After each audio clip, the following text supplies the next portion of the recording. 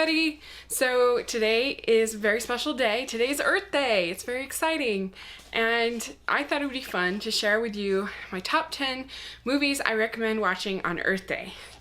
And I think I came up with a pretty fun little list. So let's get started. And these aren't really in any particular order. They're just 10. So there you go. So the first one I wanted to recommend is Nausicaa, the Valley of the Wind.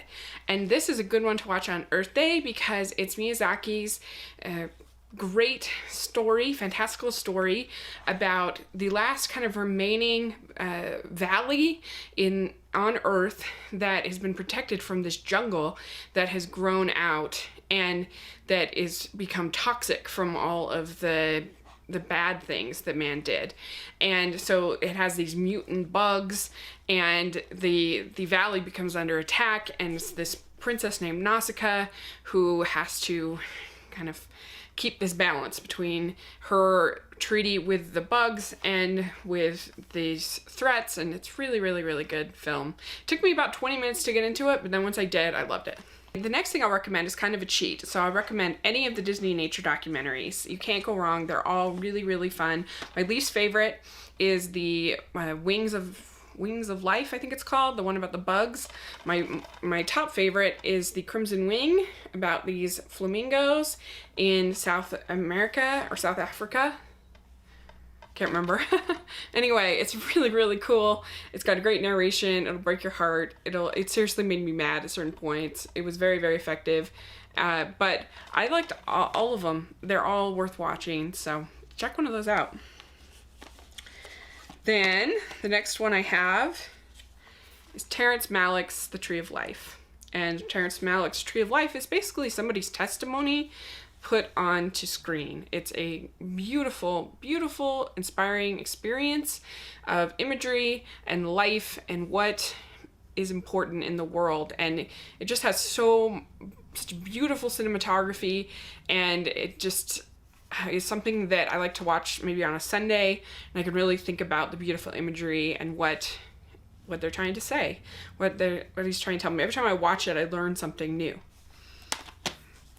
And great performances too by Jessica Chastain and Brad Pitt.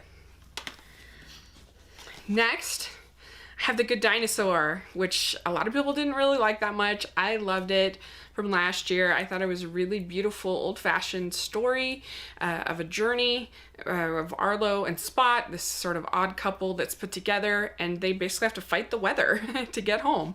And I thought that was really great. I enjoyed it.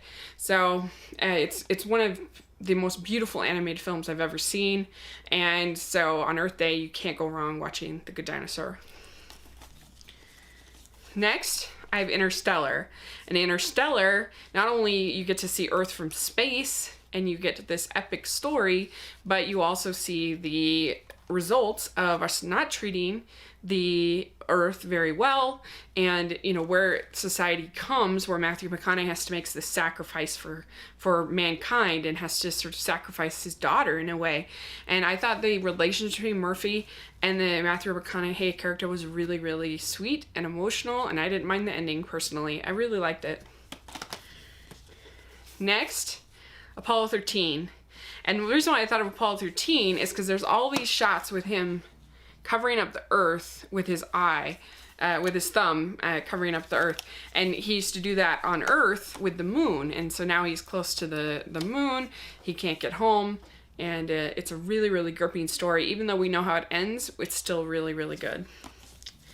Next, I have Blue Sky's Epic. This is a flawed film. It's not perfect, but I really enjoyed it. I thought it was solid, about a girl whose father is a scientist and she has to come and live with her, and he's been trying to find this civilization in the forest for forever, and everybody thinks he's crazy. Well, she wanders into the forest one day and ends up becoming a little person, little creature like the civilization in the forest.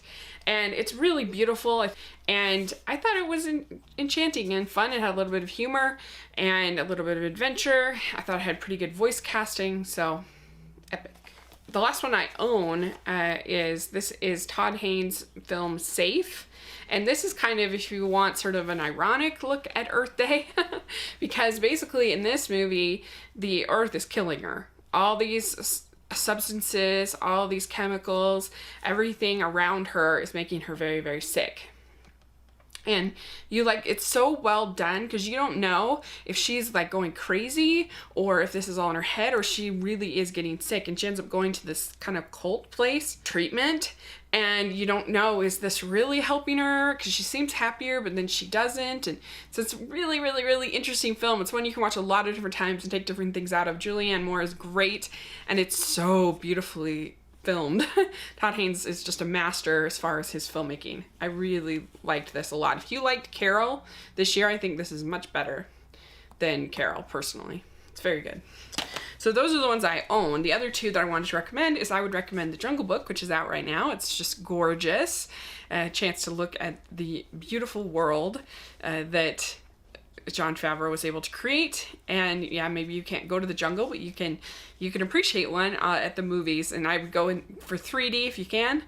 And then the other one that I actually don't own, but I recommended, I was trying to think of something that was about like a crusader for the environment. And the only one I could really think of was Aaron Brockovich. And I haven't seen it in a while, but I remember enjoying it. And Julia Roberts won her Oscar for it. So that was the other one. Maybe I'll get it out and watch it again. Because I think she was pretty saucy. I can't remember if it's an R rating or not, but I remember enjoying it when I saw it. So that's my 10th recommendation.